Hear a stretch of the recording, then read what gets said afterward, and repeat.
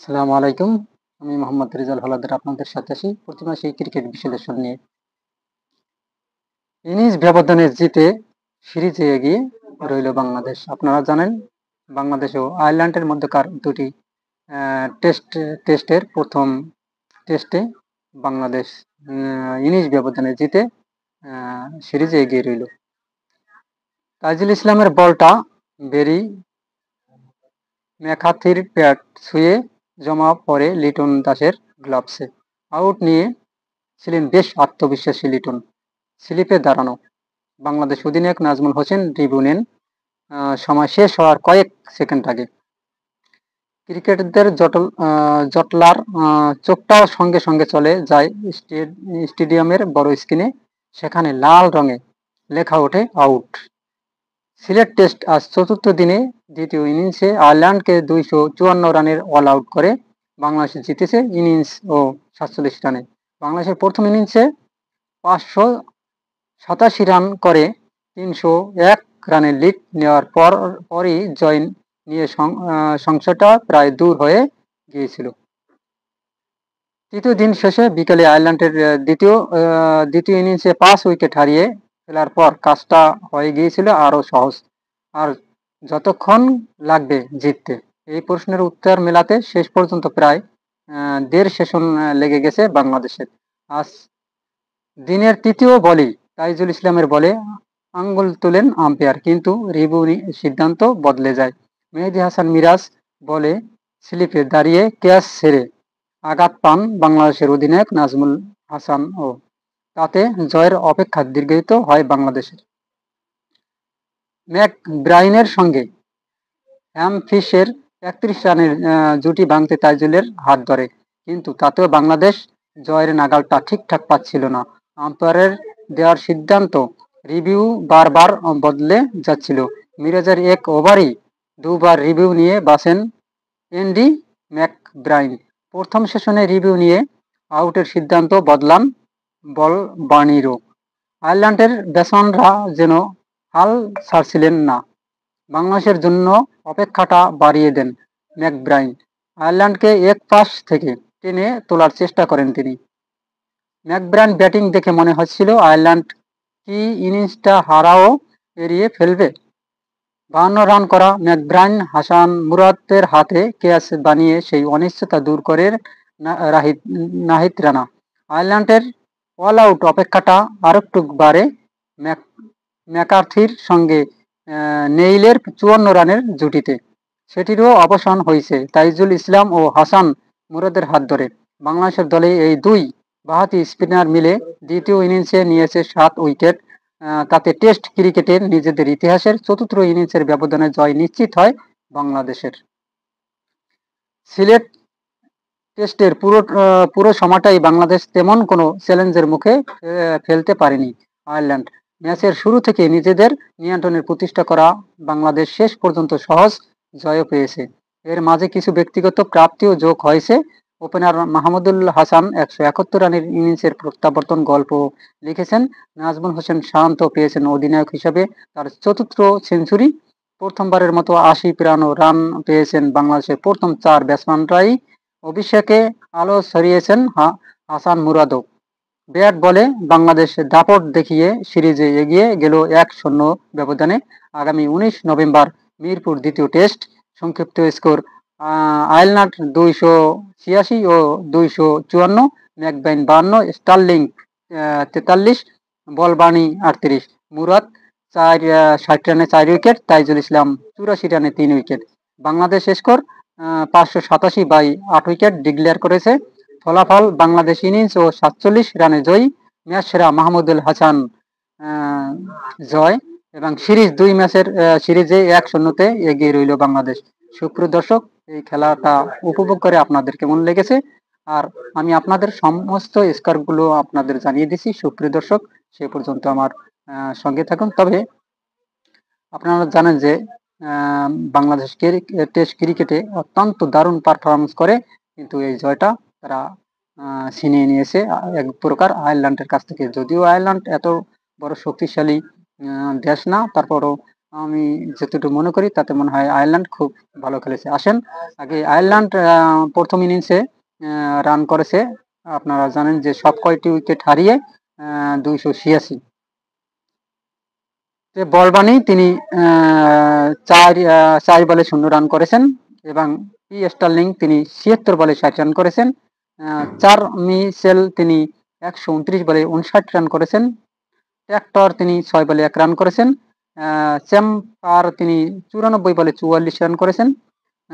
টাকার তিনি 80 বলে 81 রান করেছেন, 41 রান করেছেন, 80 বলে 41 রান করেছেন। এমসি বার্নি তিনি 35 বলে 5 রান করেছেন।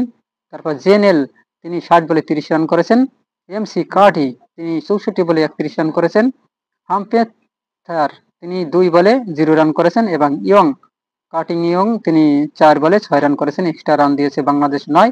এই টোটাল রান গিয়ে দাঁড়ালো 286। 10 উইকেট সম্পূর্ণ উইকেট হারিয়ে 92.2 ওভার পর্যন্ত তারা খেলেছে। এতে বাংলাদেশের বোলারদের যে কৃতিত্ব তা আপনাদের জানিয়ে দিয়ে হাসান মাহমুদ তিনি 13.2 ওভার বল করে 4টা মেডেন দিয়েছেন, 42 রান দিয়েছেন, দুইটি উইকেট তুলে নিয়েছেন তার ঝুলিতে এবং তার প্রতি ওভারে রান দিয়েছেন 3.15 করে। নাহিদ রানা তিনি 14 ওভার বল করেছেন, কোনো মেডেন পাননি, 65 রান দিয়েছেন, একটি উইকেট তুলে নিয়েছেন, প্রতি ওভারে রান দিয়েছেন 4.64 করে। তাইজুল ইসলাম তিনি 22 ওভার বল করেছেন, 6টি মেডেন পেয়েছেন, 78 রান দিয়েছেন এবং উইকেট তুলে নিয়েছেন দুটি, প্রতি ওভারে রান দিয়েছেন 3.55 করে। এই মুরাদ তিনি 20 ওভার বল করেছেন, 5টি মেডেন পেয়েছেন, 47 রান দিয়েছেন এবং 2টি উইকেট তার ঝুলিতে নিয়েছেন। তিনি প্রতি ওভারে রান দিয়েছেন মাত্র 2.35 করে। এদিকে মেহেদী হাসান মিরাজ দারুণ বোলিং পারফরমেন্স করেছেন। তিনি 23 ওভার বল করেছেন, 6টি মেডেন দিয়েছেন, মাত্র 50 রান দিয়েছেন এবং তিনটি উইকেট তুলে নিয়েছেন তার ঝুলিতে। প্রতি ওভারে তিনি রান দিয়েছেন মাত্র 2.17, অর্থাৎ ইকোনমিক্যাল বোলার মিরাজকেই বলা যায়।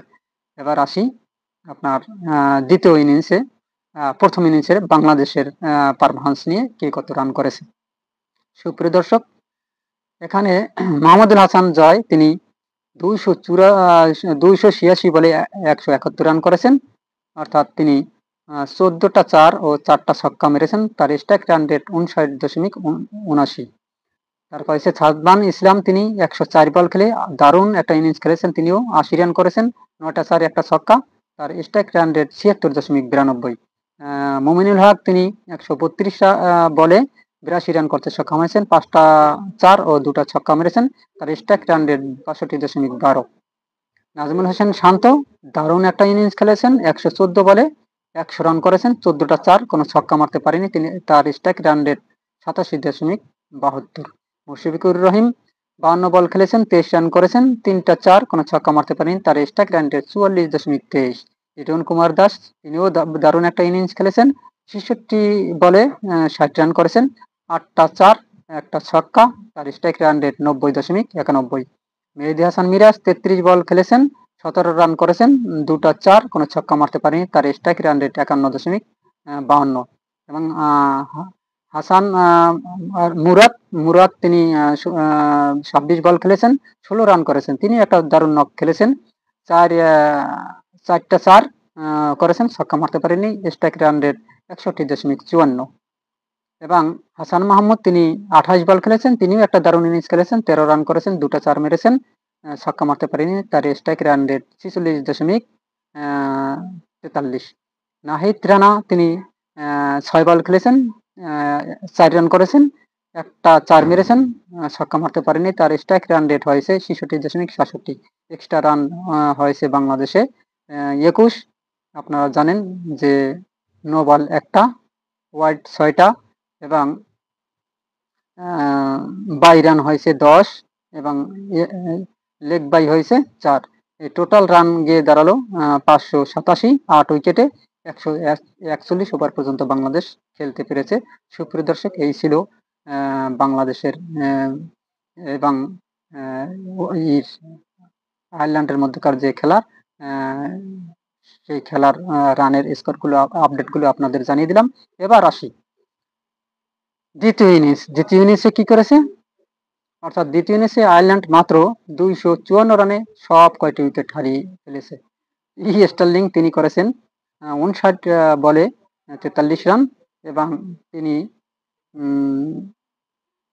এবং চার্মসেল তিনি 8 বলে 5 রান এবং ট্র্যাক্টর তিনি 47 বলে 18 রান, চাম্পার তিনি 19 বলে 5 রান,